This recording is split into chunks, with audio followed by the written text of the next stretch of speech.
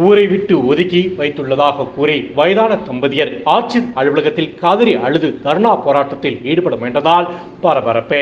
திண்டுக்கல் மாநகராட்சிக்கு உட்பட்ட Saint Xavier தெருவைச் சேர்ந்தவர்கள் கூலி தொழிலாளி அலெக்சாண்டர், இவரது மனைவி பூமாரி அருகில் உள்ள சத்துணவு கூடத்தில் சமையலராக பணி செய்து வருகிறார். இவர்களுக்கு ஒரே மகன் உள்ளார். இதே பகுதியில் இவர்களுக்கு சொந்தமாக கூரை வீடு உள்ளது. இந்த வீட்டில் காலம் காலமாக வசித்து வருகின்றனர்.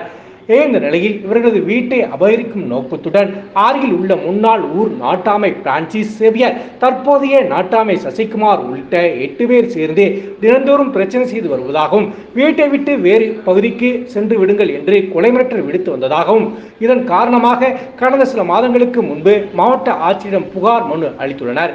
இதன் காரணமாக எதற்காக புகார் மனு அளித்துள்ளீர்கள் என்று மிரட்டி அலெக்சாண்டர், பூமாரி மற்றும் அவரது மகனை செயின்ட் சேவியர் தெருவில் இருந்து ஊரை விட்டு விலக்கி வைப்பதாக ஊர்க்கூட்டத்தில் முடிவு செய்து எந்த ஒரு விசேஷங்களுக்கும் அழைக்கக்கூடாது என்று கூறியுள்ளனர்.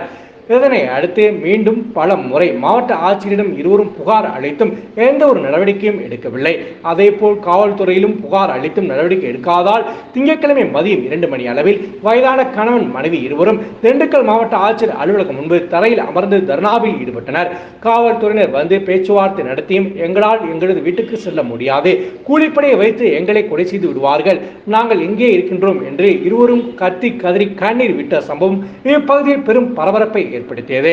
மேலும் காவல்துறையினர் பேச்சுவார்த்தை நடத்திய பின்பு தங்களது புகார் மனுவை பெட்டியில் போட்டுவிட்டு கணவன் மனைவி இருவரும் கண்ணீருடன் சென்றனர்.